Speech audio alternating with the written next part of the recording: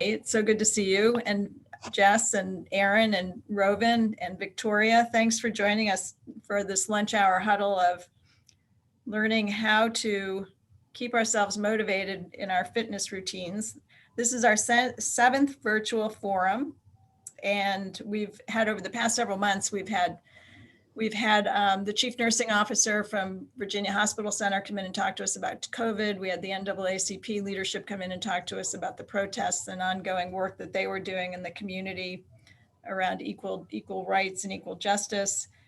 We had someone come in and talk to us about solar power. So the idea behind these forums is that we want to bring in speakers that you would not normally have access to talk about topics of interest, hot topics of interest.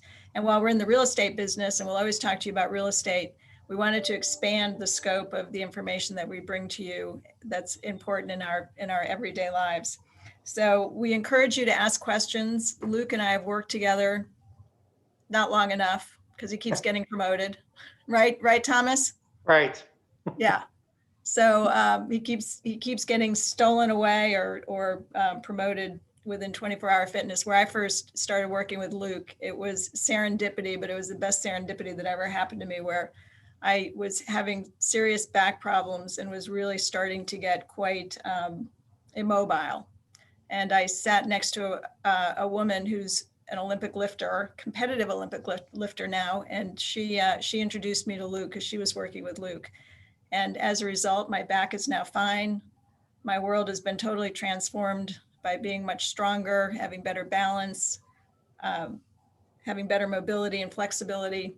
So I owe a lot of that to Luke. So Luke is going to take us through any questions that we have, as well as giving us tips of how to keep ourselves in good shape and address, whatever issues that are facing you guys. Bring them up because he'll have good advice for you. And Thomas and I are both former clients of Luke's, and so we can testify to the fact that what he tells you is true and going to work. I agree. So with that, Luke, I'll turn it over to you. All right, thank you very much. This is exciting. So obviously with the new year comes the new you type mentality, right? So really just wanted to start by kind of breaking down the understandings of how to set specific goals for yourself. So we'll get into a little more detail about that, because if you don't have something structured or a plan, then plan to fail, right? That's one of the old sayings, whether that's inside your business, whether that's your exercise life. A big part of this is definitely just going to be a lot of Q&A. I really want to hear questions you have, because today, especially with the media and everything like that, and social media, there's a lot of misinformation out there. I mean, you could try to research one topic and you're going to get 50 different answers, let alone from one year to the next, are eggs good for you or eggs bad for you? And a lot of that is because everyone is out there really just trying to sell and market their own type of product. Really, in the last over a decade I've been in this business, not much has really changed in regards to the basics or foundations of really what it takes to see some of those results, make those changes nutritionally or physically. It's just there's a lot of people out there, selling their way, and we just got to be cautious to make sure we avoid latching on to any of those things right away without the background. So I'll just run through. We'll have maybe 4 different little topics. And then at the end of each one, I'm just going to open that up you had in mind. I'd say feel free if you can write some stuff down. It's only going to help in long term if you just have some little notes, especially if you do have anything in particular that you're really trying to focus on or work on physically, nutritionally, or anything like that. All right, so go ahead and get started. We're going to first talk about establishing goals. So one of the most important things is we use what's called that SMART principle. Okay, I'm sure you've all probably heard this before, even going back to grade school maybe. Being specific, measurable, attractive, realistic, and timely. Okay, if you have a goal, you have to be able to establish all 5 of those characters. If not, you're already kind of one step behind. So what I'd like everyone to do, if they have something in front of them to write it down, is what is your specific goal? What is your primary goal that you have for exercise this year? And I may come back and ask you these questions personally too, so be ready. On top of that, we need to make sure you have a time frame. When would you like to achieve this goal by? Okay. After that, more importantly, why is this goal important to you? Okay. If we do not have the why, we probably do not have the motivation to be accountable to ourselves to be able to even achieve that. All right. And then what we'll talk about a little more detail today, especially with COVID and some of the complications that come with things being closed and stuff like that, is how do you plan on achieve that goal? Do you have a plan? All right. So I'm actually going to pick on one person. Jess, are you there? I am. All right, Jess. Question for you. Do you have a goal for yourself? After just speaking with you, I think it's being able to do a pull-up. Being able to do a pull-up. All right. I love that. Do you have a particular as far as time frame, as far as when you'd like to be able to do that by? Before I die. No, I don't know. I guess maybe 6 months. Is that attainable or is that too long? No, I mean, generally speaking, especially when we talk about some strength-based goals, minimally, if we're not able to do one yet, probably looking at like 3 months, but 3 to 6 months is probably a great time frame. We can do 3. I'm okay with 3. Yeah, well, that would be even better, right? It really just depends on then how, often you're able to apply. But why a pull-up? Like, why would that even be important to you? Why do you even care about doing one? Do you plan on falling off a cliff and hanging on lately or something like that? This is something I've never been able to do. And I've met a lot of other goals like running wise and fitness wise and endurance wise, but I think, yeah, just something I've never been able to do ever. All right. So what would be Yeah, me different? neither. Like let's say you're able to do a pull-up. What would be different in your life? What would feel different? How would that change? Like, Well, I think it probably would, being able to do it means that I changed my kind of workout regimen so that it included more weights and strength in my upper body, which I don't really have. okay. So that's kind of an underlying thing there, right? Introducing more of the strength training into a routine. Yep. And then Yeah. having that goal might make that more fun. Yeah, it's great. If we have that end goal, that's kind of the way that we stay motivated, right? Because if we're not achieving any of those things along the way, I don't know, in my opinion, what's the point? Why are we wasting our time? Exactly. All right. And do you have a plan for that? You want to do a pull up? Do you know how you're going to do that? No, I guess I would have to just Google it or ask you. Well, that's good. I'm here, so we can talk about that later. But absolutely. And that's just kind of my recommendation too. Like, we can have all these great goals, whether it's weight loss, whether it's strength gains, whether it's just something nutritionally, psychologically, whatever it is. But we need to also be willing enough to ask for help, right? Obviously, if we're in this position for a reason, because we haven't been able to do it on our own, or maybe we've tried and failed, or we've accomplished it, but then fell off that path. So bringing in that expert from that outside is always going to be the most important thing. I'm not going to go try to sell my house on my own. I know if I ask Marybeth that I'm going to be in a much better place, and probably it's going to sell within the next 48 hours. So sometimes we can get to those places on our own, but it just takes us that much longer. And when it comes to your own health and wellness, I think, that fast track is probably the best thing you can do. One last question for you. What do you feel like would be your biggest roadblock? What do you feel like would prevent you from being able to achieve this goal? I don't know. I mean, I don't have any weights or anything at this point, and I'm not going to the gym really. So that might be, I guess, the equipment. Equipment? Yeah, no, I mean, that's kind of one of the biggest concerns and difficulties with COVID right now, right? Right. So we'll talk a little bit later on, like what are some good things that you can do at home to still even implement some of these basic foundations for strength training, fixing some imbalances and things like that as well. All right, thank you. You're welcome. So when we talk about that goal setting as well, like we mentioned before, something like a pull-up, that is an awesome long-term goal. But along with every long-term goal, we have to set some short-term goals along the way. So if you have something written down as far as like your specific goal, we then need to break it down into something smaller. Usually we recommend something within every single month. Okay. Again, I can relate this back to maybe business. Like if you're, on the market and you're selling houses, let's say your goal for the year is to sell 50. Well, if you only celebrate once you got to that 50th mark, it'll probably be a long, daunting, arduous road. But if every single time you sell a house, you kind of, celebrate that win, it just makes it that much more motivating and exciting and get you all the way to that end result. That makes sense?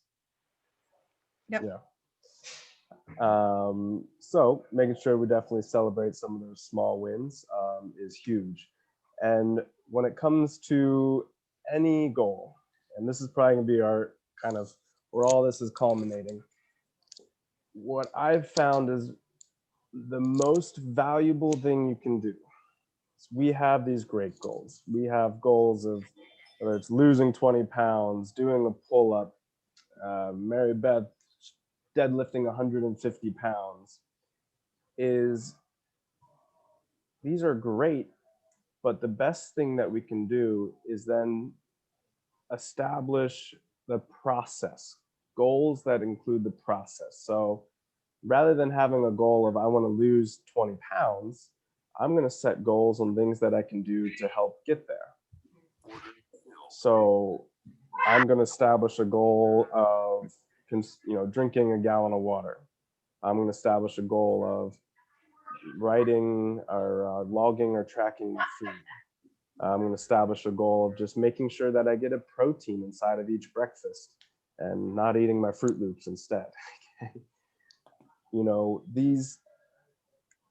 We have these end goals, but if we don't break them down into process-based things versus just end goal things, very rarely have I ever seen anyone, even in my field, accomplish half or any of what they really want to be able to do. Does that make a lot of sense to anybody? Okay. So think to yourself, you got maybe these long-term goals, maybe you wrote something down. What is it that I need to do to achieve those goals rather than just that goal itself? All right. So with those, we always want to talk about just start small, right? Give yourself some of those little bit of wins and go from there. Lots of times, especially as we get a little bit older, things take a little bit longer. And as long as you're moving in the right direction, that should be all that matters. It shouldn't matter how fast you're going there. Because we all know we've had a lot of those times where we move quickly in one direction, and all of a sudden something happens, and we do that little roller coaster ride. Okay. Next little point, and I'm going to open this up first to a couple questions, and then we'll go through and try to answer all those and maybe fill in the gaps if there are any. What questions does anyone have nutritionally? Right? There's so much out there in regards to different information, whether you follow someone on Instagram or you listen to Dr. Oz, or maybe just your neighbor tells you they're following the new coolest diet and it's working great for them. Does anyone have any questions in regards to nutrition, things either related to their goal or just general health in general? I guess I have a question about intermittent fasting, number one. I'm also doing Noom, which is, it's more psychology based about like just identifying, gaps in or just identifying like your patterns and trying to use these mental tricks to, deal with portion control and that sort of stuff. But the intermittent fasting, it's very in vogue now. Mm-hmm. I would like to know what you think of that. I think I don't want to do anything that isn't sustainable. And that's kind of why I like Noom, is it's about permanent changes and permanent things you can do. Like you were saying, have to get into a routine. and something that's manageable. So intermittent fasting, and I remember I went to a trainer once who did a calculation about how much protein I needed to be eating Hmm. to achieve things. Of course, I don't know where that rando piece of paper is, but is there a simpler formula? I know it's based on if you're lifting and things like that too, which I'm doing a little bit of. And frankly, that's why I really want to talk to you about that, because I've seen doing lifting, changing my body, even though we're just doing it here. Where's Marybeth? Dave, Owen, and I, my son, who's 11, and my husband and I are doing it twice a week. Very short, but just doing my son and I are trying to compete on like lifts. And we always start our workout with a plank.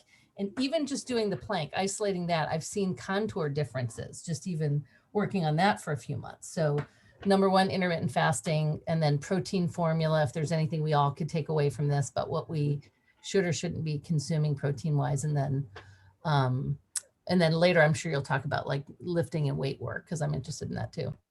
Yeah. Great questions. Awesome. So we'll start with, you talked about like the intermittent fasting. So the basis behind intermittent fasting is we usually have a couple different windows.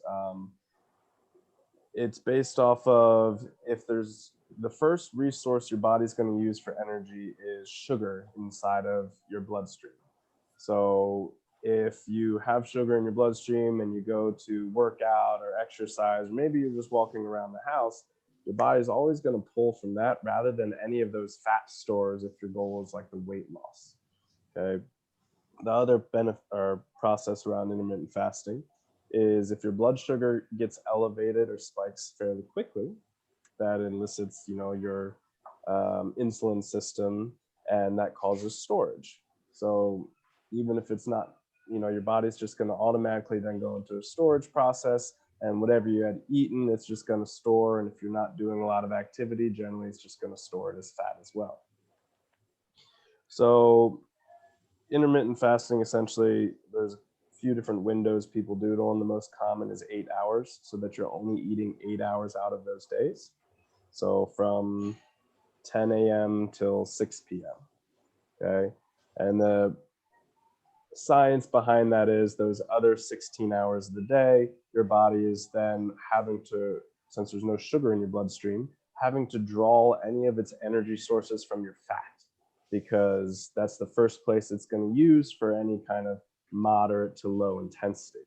So it's very popular in regards to a lot of people who are looking to do weight loss.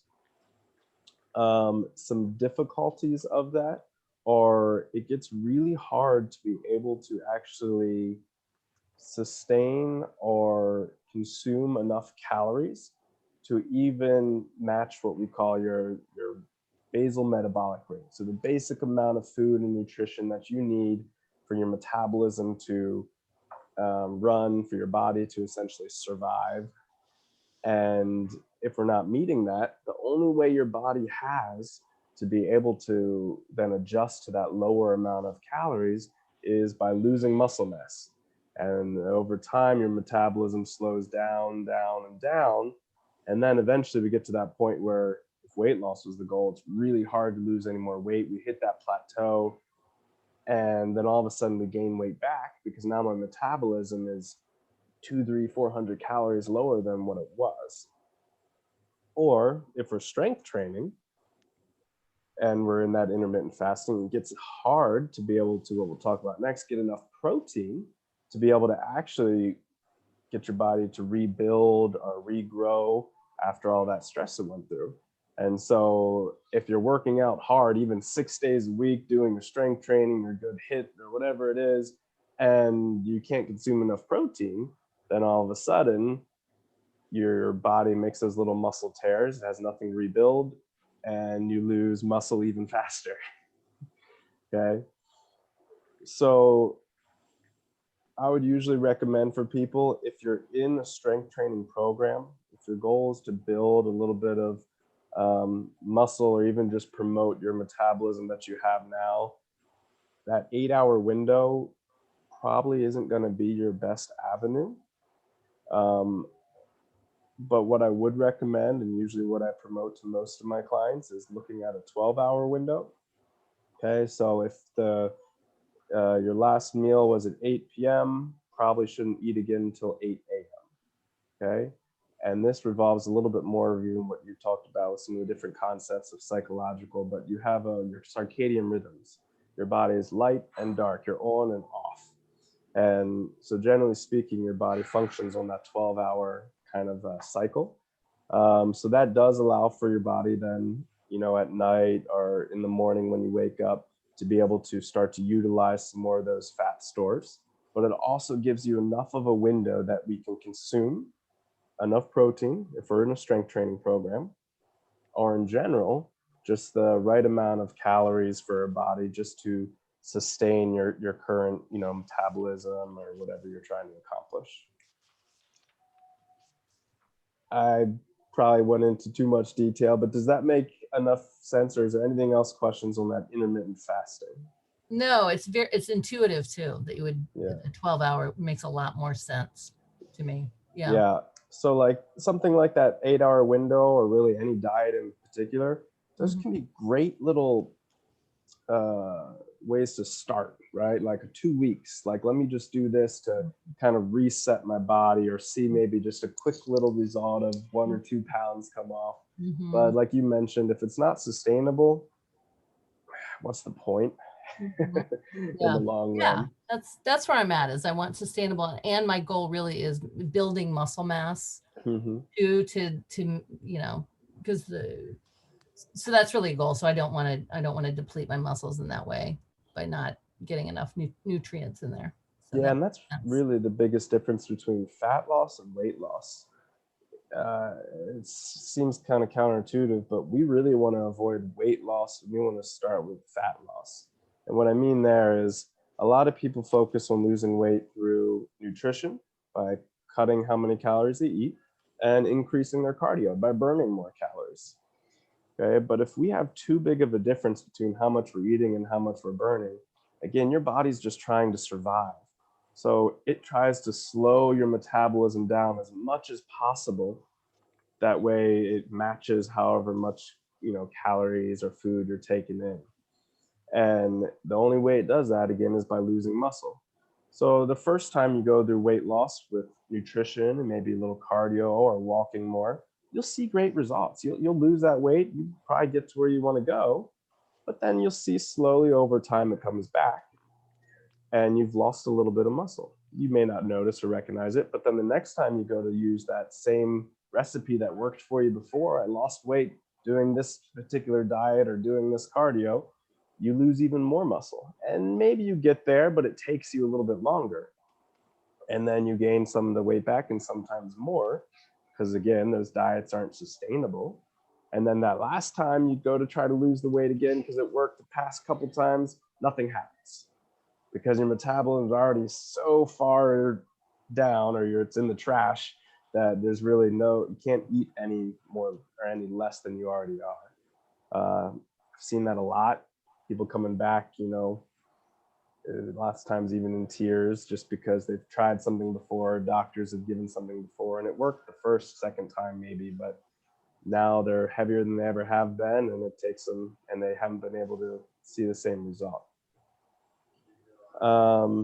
Answering that second question, which is probably going to be one of the most important, is you talked about the protein.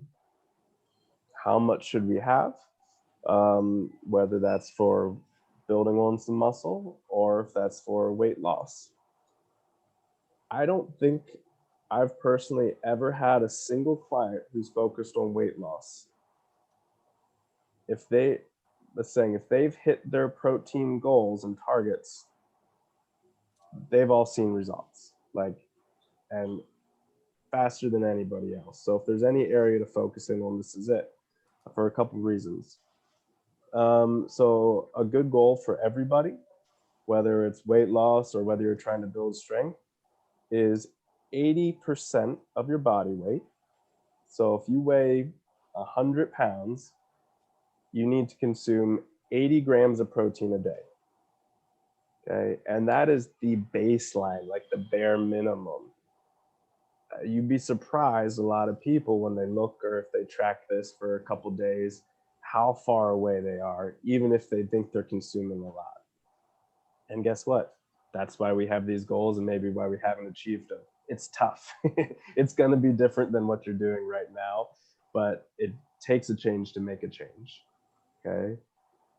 And for a lot of people, there's really not they've done a lot of new studies. There's not an upper limit in regards to protein consumption.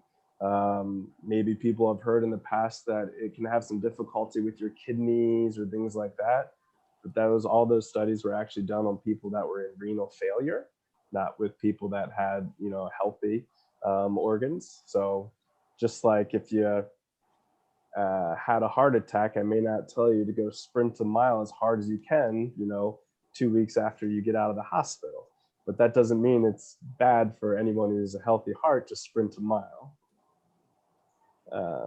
And Thomas, we got you there eventually anyways. Right. So I would recommend minimally 80% of your body weight, whether you're looking at weight loss or muscle gain. And the reason why it's even really beneficial for not only rebuilding your muscle, but losing weight is your body doesn't store protein. Essentially, what you don't use, your body pees out. Carbohydrates, fats, the extras you have all get turned into fat. Okay? And then generally speaking, if we're eating more protein, we're leaving less room or we're too full to sometimes have all that extra stuff that maybe we shouldn't. So just by doing that, you're already going to be fuller. It's going to slow down your digestion of even some of those carbs and different things, and that way it doesn't spike your insulin system and cause your body to store even more as fat. Now, does that make sense in regards to the protein? Yes, huge. Okay. Yeah, because I don't think I'm consuming that amount. I'll have to look at my calculations, but yeah, a lot of people are, fall short of that, and makes a huge difference. So, Luke, would you give that stat again on protein? How much protein are we supposed to consume? So 80% of your body weight in grams. So if you weigh 200 pounds, that would be 160 grams of protein a day. How do you suggest we meet that protein goal besides just eating meat and taking? Okay, yes, because aren't you vegetarian? And I'm moving in that direction. And so, yeah, giving some examples of good vegetarian proteins that are. I mean, you can always supplement with a protein shake or protein powder, but in my mind, it always was kind of funny because I'm supposed to eat this much protein, but I can't possibly consume it, so I have to take a supplement, right? So that just seems strange, a strange logic. Yeah, I mean, it's especially extreme difficulty if you're moving towards that vegan or vegetarian type route. It can be done. It just usually means you have to sometimes eat a little more because what the foods you have aren't quite as dense in protein. Or B, obviously it gets to be a little more expensive sometimes and things like that. So there are a lot of great options though. Just in general, right? First thing I'm going to make sure everyone, if you can get it in normal foods, you're better off. Body will process it better. Generally, they come with a lot more other nutrients like vitamins and minerals and iron and all these other supplements that our body needs. And generally, it's just a more well-rounded protein also. So work on introducing it into every meal first. Okay. Most people that I talk to have no protein inside of their breakfast, right? Or, they'll do their English muffin or things like that. An average serving of protein should be at least 20 grams. So a lot of people tell me, oh, I eat an egg every morning for breakfast. Well, that's about a quarter of the amount of protein that you should consume. Okay. So if you focus first on every single meal. Now, as far as different options, yes, there are the supplementation. There's a lot of great companies out there, which I can send an email to Marybeth of some different products that she can send out to you all. As far as there's vegan-based ones, plant-based proteins, ones that are dairy-free or soy-free or whatever you know, if you have any particular allergen or anything like that that can help. Vegetarian, obviously a lot of our dairies can have a lot of different types of proteins in them. One of the most common that are used with a lot of people are like the Greek based yogurts, ones that for per serving they have like 20-25 grams of protein. Obviously you have your tofu, you have, depending on what level again you are with different things, you know, obviously any of your eggs and stuff like that as well. But then it comes down into your beans, right? Most beneficial ones, especially like your lentils are big, your black beans. And what's really cool about today, which was not available even really 5-10 years ago, is all the alternate forms of foods that they are making with, especially these beans are protein oriented, like all of their pastas. You can get like a great red lentil pasta where now, you know, you're introducing just that little bit of extra rather than just using a wheat based one and stuff like that. So there's a lot of interesting supplementation. They don't taste as good. What tastes better, you know, the red lentil pasta or doing a pull-up? I don't know. You know, sometimes, you know, it takes a little sacrifice. I'm not gonna lie. Like again, if all this was easy, we'd all be in amazing shape, right? But If it helps, I'll say that I'm vegetarian and I probably get enough. I mean, vegan's harder. yes. And I'm inordinately fond of tofu, so that helps. But eggs, cheese, nuts, cottage cheese, just snacking all through the day, I get enough protein from what you're saying. And if I can add fish, which I sometimes cheat and do, that helps enormously as well. So Luke, what do you think about those protein substitute like Beyond Meat, the Impossible Burger, and Jess, do you like those kind of things? Oh, look at her gagging. oh, Impossible Burger is fantastic. I mean, it really is. You don't, she doesn't like meat. I can see she doesn't want the texture. I get it. Yeah, I mean, we're not talking about vegetarianism, but if it's not the burger, I don't want something to pretend to taste like a burger. No, Yeah. I love it. Well, You know what I mean? Like I don't Yeah. replace the taste. for one thing, I can feed it to my kid and he'll actually eat it, Well, which I'm very excited about. yes, there you go. So that's a But- huge win. But I have noticed that I mean, I gain weight. Like if I look at a carb, I put on 2 pounds. So I just gain weight so quickly. And I think there might be additives to Impossible Burger because I gain weight every damn time I take that in. Yeah. Well, and that's really what it comes back to a little bit. I think what Aaron, maybe you were saying, or Jess, I can't remember. Why are we vegetarian, right? Is it just a health conscious thing? Is it an environmental conscious thing? It doesn't matter to me. I've been one at one point in time in my life too, and seeing how it affected my body. And but if it's for like a health conscious aspect, then, you know, why would we cut out a whole food and introduce an overly processed, you know, substance?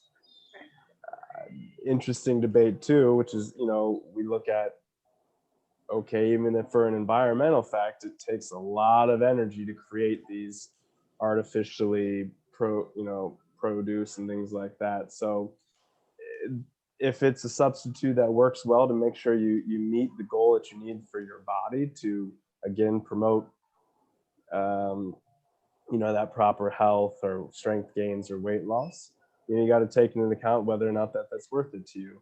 But ultimately speaking, the more we can do inside of whole foods, the better it is going to be for your body to process, the more likely it's going to use that for an appropriate energy where you're going to feel better, recover better, look better. Kind of like Kim was mentioning when she has an Impossible Burger, even though they taste amazing, you know, when there's 40 ingredients in something, you know, there's always going to be some of these other little effects going on in our body that maybe we're not even aware of. So Luke, I want to just go back to fitness for a minute. This conversation on nutrition is really a great one and very, very helpful.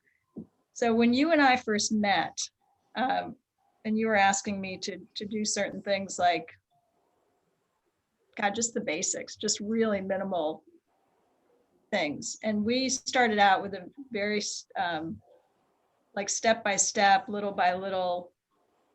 So for someone like me who came to you, 98-pound weakling, how do you, and by the way, now I'm 102 pounds. Keep it moving. So how do you recommend someone get started? Mm-hmm.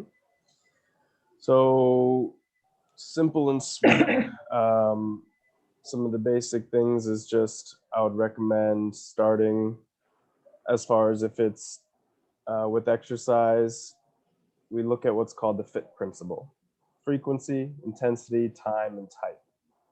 Okay.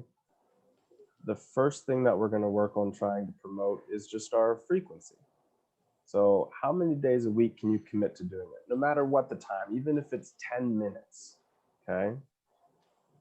Generally speaking, if we're looking at seeing a result, whether that's strength or weight or whatever it is, we want to try to build up to 3 days a week, okay?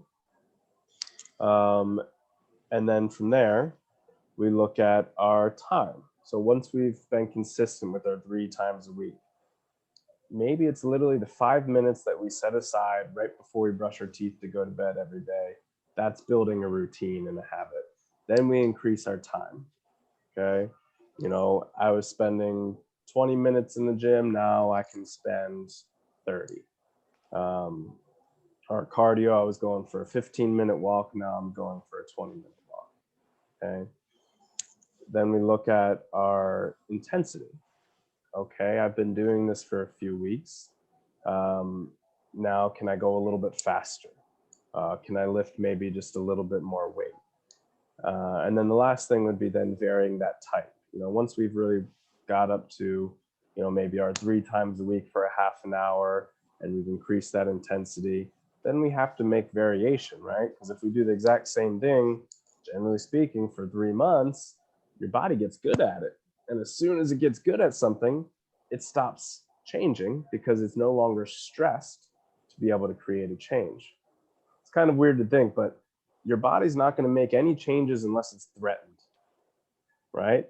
Because when it's threatened, it's forced to make a change. And lots of times, as long as it's in a gym or a controlled environment, that's for the benefit.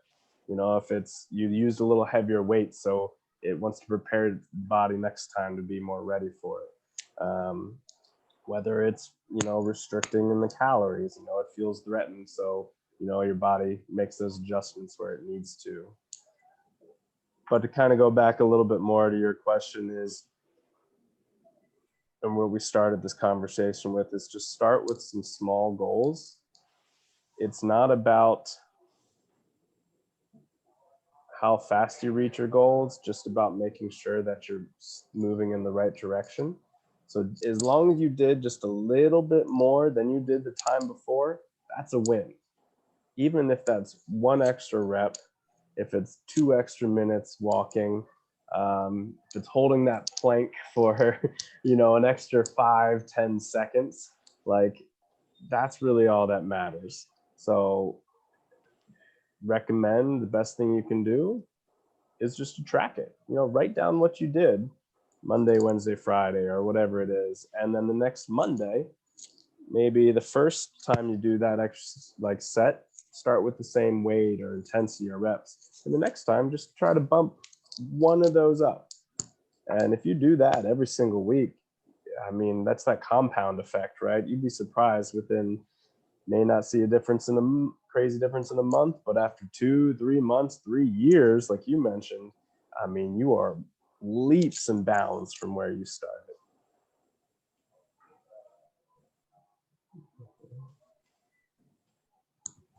Yeah, and I noticed a big difference in year 3. And year 1 was painful and torture, and you have to, Thomas, I don't know if you would agree with me, being tortured by Luke also. in a good way. Yes. Then year Not two, me, but Andy always said he was tortured. so then year two got easier, and year three is exponentially easier, and, Right. and exponentially the increases, like you're talking about, being able to work out longer, being able to lift more weight, Right. being able to, you know, to balance better, being more flexible, being able to do handstands or headstands, Right. back bends. Right.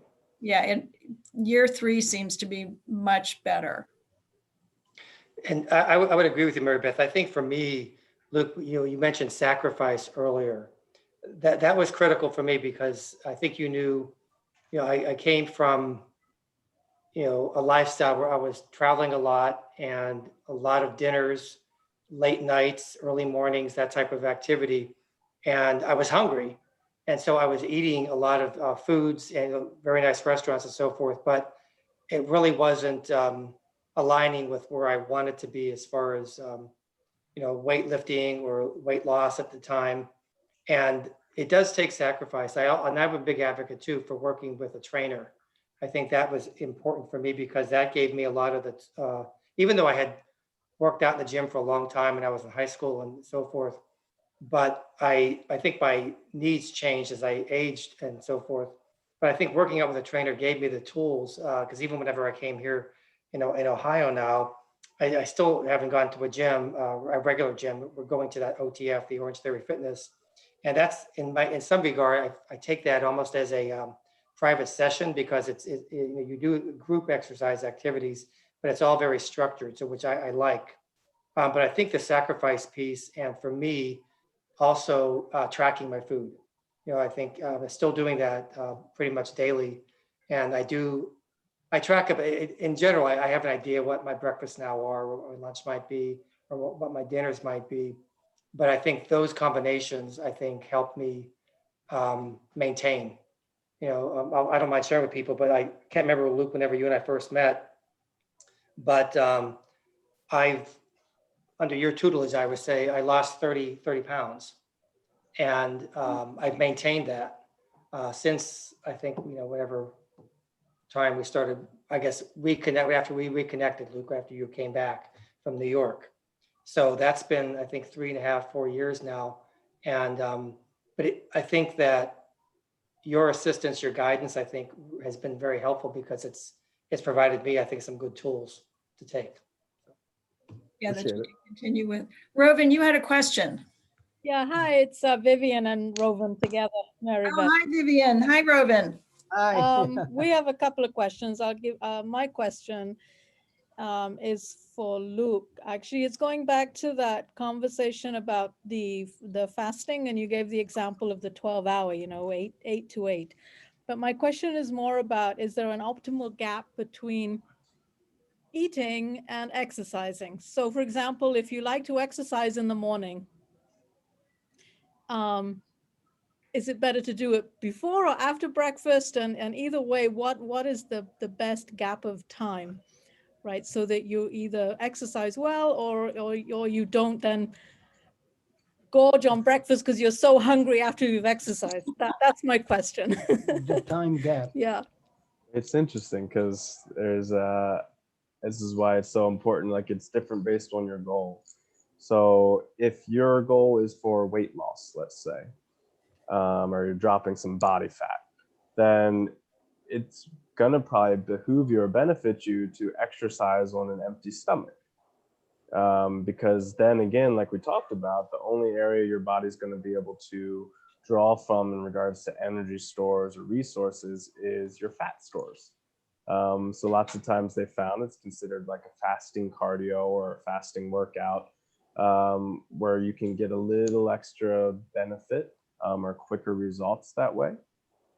That being said, if you're not used to working out on an empty stomach, you kind of have to start slow because your body's got to figure out how to do that. If it's used to always, drawing from that breakfast you had, the first couple workouts, you might feel a little lightheaded or,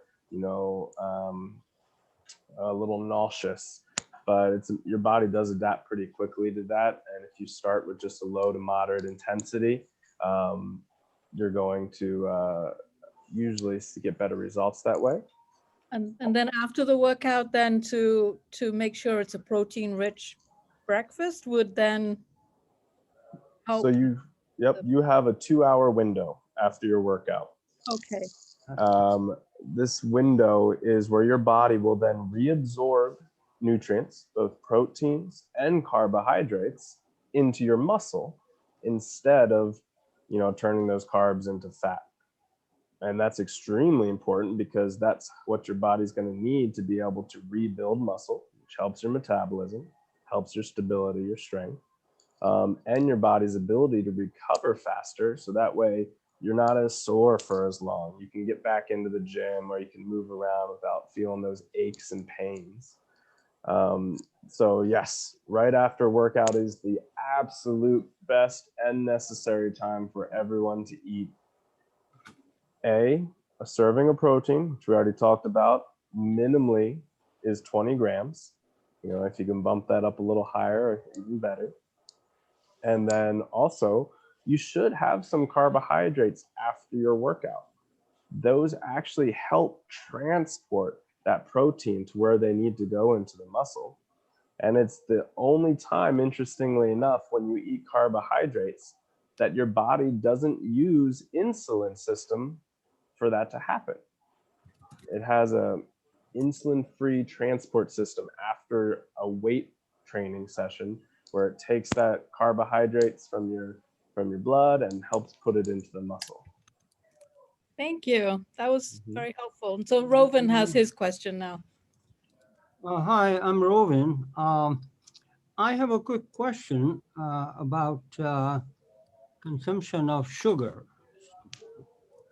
In order to avoid consumption of processed sugar, there are so many things in the market, substitutes, like Splenda, Equal, Low, and Stevia, and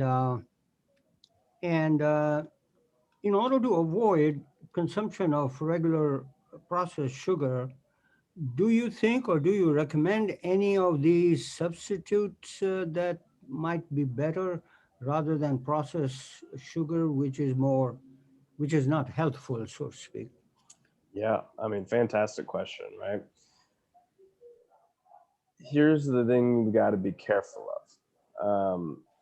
A lot of those artificial sugars and sweeteners actually cause the exact same response of your insulin system to freak out and raise and cause, again, that likelihood for those fat storage. So even things like your Splenda, it's calorie free, but your body thinks it's sugar. It really tricks it into it. So it's that same response that then inhibits, your body's ability to burn fat.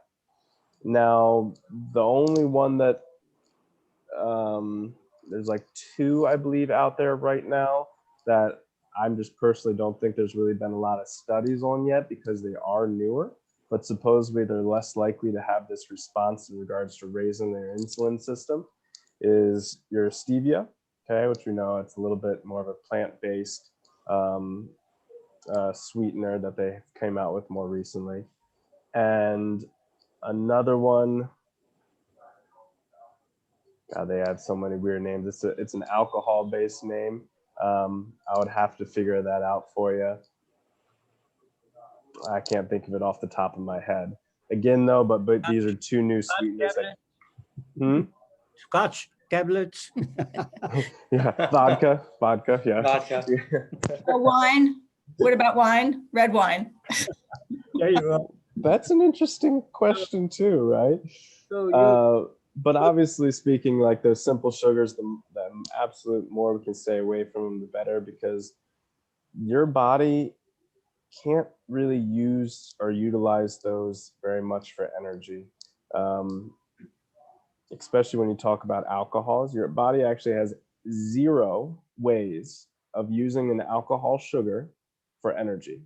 The only thing it can do with it, and the only thing it ever does with it, is turns it into fat first, and then your body has to then consume it as fat. And that's why you could see these people with these, 30-inch waists and skinny legs and this beer gut that sticks out, 4 feet. Because that's just a weird way that the body responds to alcohol and the way it consumes it. I have a question about residual sugar. So I market wine and many of our wines have 0 residual sugar. What does that mean, really? I mean, I know that it's sugar that's been eaten up by yeast, but when you're drinking it and it's 0 RS, what does that actually mean? It's a fancy way to try to get people more comfortable with drinking wine. But essentially, yeah. So Is that still sugar in there? Oh, absolutely, yeah. So there's still essentially what they do is they put sugar into a vat with yeast, and the yeast eats the sugar, right, and it increases the alcohol content. And lots of times, the amount of sugar to the amount of yeast in there, there's still some sugar left over, right? And but that being said, the alcohol itself is a sugar. It's just there's not any of the added simple sugars that are remaining. Now, is it a little bit better? Sure. Okay. But I mean, you're looking at very, minute differences. But it's definitely, I mean, something like that. I mean, it is better than the types of wines that they'll add the sugar in even after the process. I'm sure, like, there's some of those semi-sweets and things like that, where not only during the distilling process or the winemaking process, but after they actually put more sugar in just to beef up the flavor. I think Robin, you had some more questions. I think we might have missed one of yours. I think we're good. Do you have Yeah. another question? Oh, okay. Oh, excellent. Okay. Sorry, one thing, sorry. My only thing I might have missed your answer to a question earlier, the time gap between exercise in the morning, eating, half hour, 1 hour, 15 minutes. I go to the park and I jog, I play tennis, and then I come back and I just go ahead and make my, mostly cereal is that's with some nuts and things. That's what I normally eat.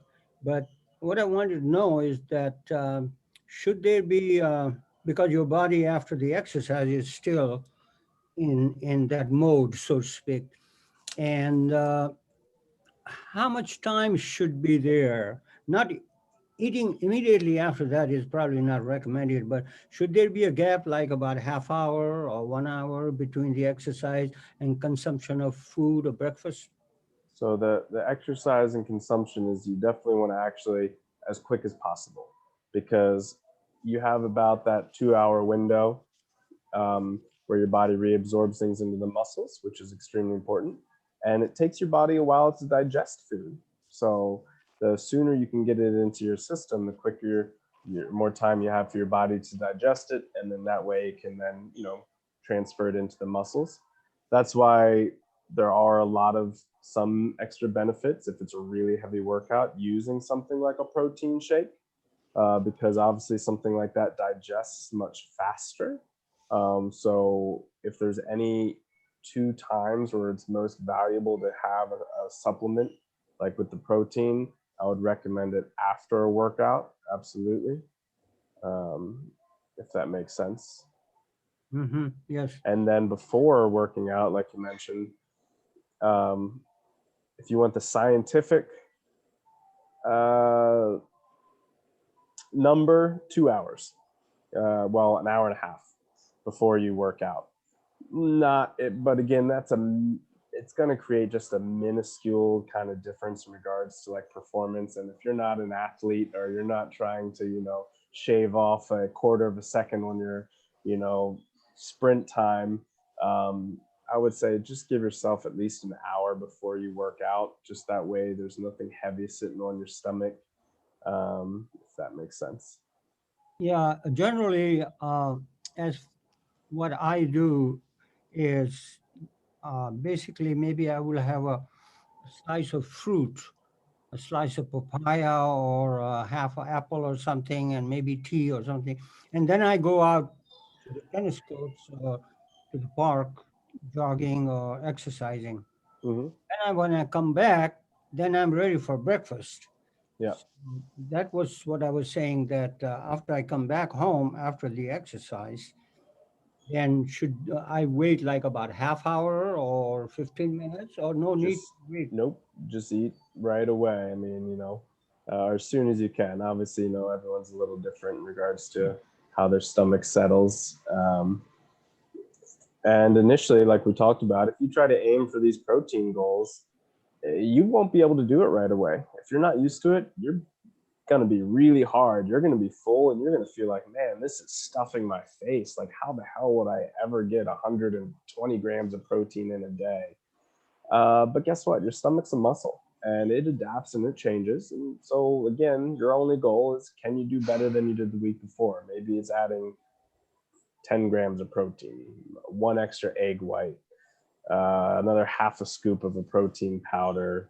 And over time, it's amazing how much easier that gets to consume the food. And then you'd be surprised at how much then more hungry you are and ready for it when it comes time anyways. And the last part to your question there is just before the workout.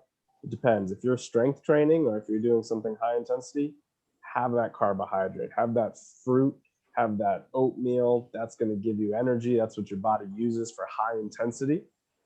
But if your goal is weight loss, so you're doing low to moderate intensity, maybe try something different. Maybe introduce just a little protein instead. That way, again, your body's insulin system doesn't rise, and then you're less likely to use your fats and everything when you're exercising if that happens. Good. Great, thank you. Victoria, did you want to add a few questions in here?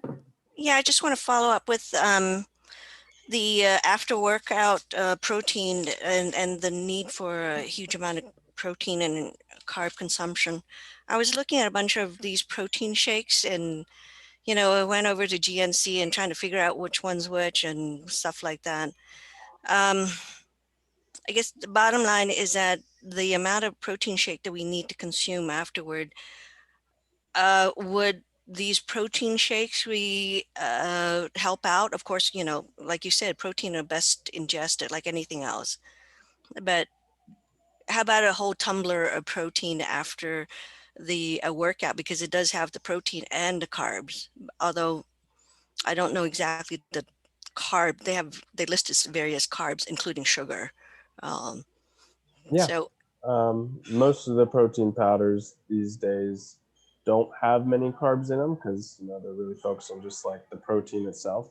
Right. So you have to add in maybe a banana or some blueberries or some almond or soy milk or something like that to get those additional little carbs with it. But again, yeah, the protein powders after a workout are going to be the absolute best.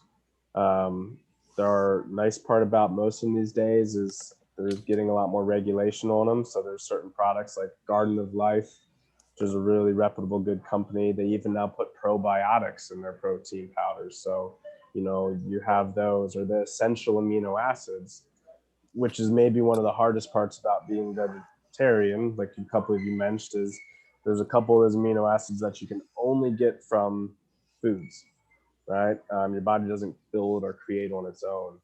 And, a meat source has all of them in one. We could still get those in a vegetarian source, but we have to get it from minimally usually two, three different sources. And that's why not impossible. It just makes things a little bit more difficult, or you have to plan things out a little more. Okay. Well, my personal goal is endurance. I know Marybeth well. She knows me, and I used to do these long distance until I crushed my hip, and it makes it very hard. And I'm trying to build up my endurance again. And one other thing is the doctor orthopedist said something about collagen. I forgot completely what she said, but Yeah. would the protein include in the collagen? It didn't list anything that I could read on any of the protein shake, other than I think Youth something is a collagen supplement. it's just I have to have something that will help my joint, especially my shoulders. My ACL is pretty much worn out. My on my knee, um, both of them are pretty worn out myself, and I used to run a lot too, but I can't do that anymore. Yeah. Collagen actually is a great resource for protein. And the nice part about it is it's usually a simple, tasteless powder. You can put it in your coffee, you can put it in your shake, put it over rice if you wanted to. And as far as for people who aren't looking to get stuff that are like overly processed and things like that, collagen can add that protein that you need. It's pretty much the exact same amount of servings as you would get from like a protein supplement.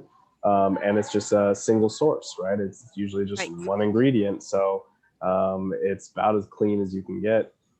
So it's a great alternative or something to add in for sure. And then in regards to building your endurance, especially if it's after, some stress with hips, things like that. One, that fit principle. So first focus on your frequency, not for how long you do something, but how many days can you do it?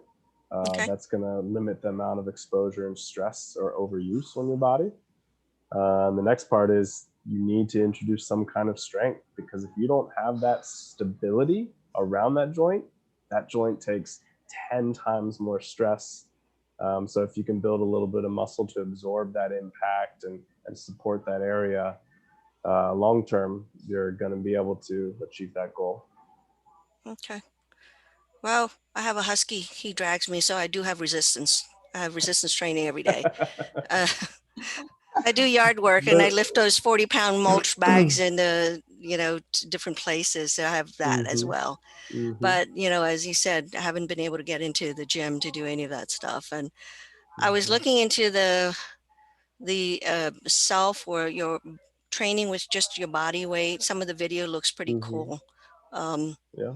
Is that one of the things that you recommend also, since I don't have all the weights that, at the gym, and just use body weight and my dogs is what I could ultimately think of. Absolutely. I mean, so the most benefit you can get from your body weight and stuff at home. Sometimes it's hard to create that intensity you need to make a change, but we have a couple different options. One, doing one leg at a time, let's say. That's even an area you don't usually get if you're, lifting your bags of mulch and things like that. So, whether it's sitting up and down off of a chair with one leg, or, going up and off of a step with one leg. Two, the way we can also then increase intensity is by how slow we go. Just slow the movement down 2-3 times, and it's amazing how quickly the intensity increases. And that holds true to even if you have some 5-pound weights or some bands at home. And then the last part would just be making sure you go through a full range of motion. Okay. Yeah, we can squat down to your kitchen chair, but can you squat down to your ottoman or your bottom step on your staircase? So increasing some things like that. So I should focus, like one day would be just legs, one day would be just shoulders and arms, and then one day would be torso or core. Something like that will eventually give me the endurance I need, right? Yeah, I mean, in the beginning, we usually recommend, full body. So just try to hit each muscle one time, for like 3 sets. But then after, maybe a month of doing that, if you haven't been doing that, then absolutely. The more you isolate to like, okay, now I'm just doing legs. Essentially, we can then do 2, 3, 4 exercises. And the more stress we put on an area, the bigger response your body has. Okay. Yeah. All right. Thank you. Mm-hmm. And thank you, Marybeth, and for organizing this. I really appreciate that. And Luke, thank you. Of course. Oh, a pleasure. Well, we've gone slightly over, so everybody, thank you for hanging in there with us. And it sounds like this discussion could go on even longer, but we want to be respectful of everybody's time. Luke, thank you so much for sharing all your wisdom and expertise with us. It's been a huge benefit. And thank you all for attending with us and taking time out of your afternoon and joining us. And we will have the recording on YouTube and Facebook will be posting this. And so you can go back and listen to it again or share it with your friends. And we will be holding another one. We do this each month, so we'll be holding another one next month. So look for our invitation and our topic. We're going to keep it a surprise for now. But everybody have a wonderful day. I'll And just say one final thing is just if you have any other questions, just shoot a little email to maybe like Marybeth, or I can then send out my email or something. Happy to help any way I can. And or if y'all are interested or get ready to get back into a gym, if you come, I work at the Gold's Gym in Roslyn. We're also opening up a brand new facility here in the next month or so that we're building across the street as well. And if you come in here and just mention, you know, you heard this off of from me off of this video, then more than happy to give you the best offer we can. I was actually said that allowed to do like, it's like $30 a month with zero initiation, which even if you take advantage of getting that membership now and putting on a freeze until you know things get a little bit better, it might be a good opportunity. But we'll help you out with that between now and the end of the month. thank you, Luke. Everybody stay healthy, stay safe, and we'll see you next month. Bye. Bye. Thank you.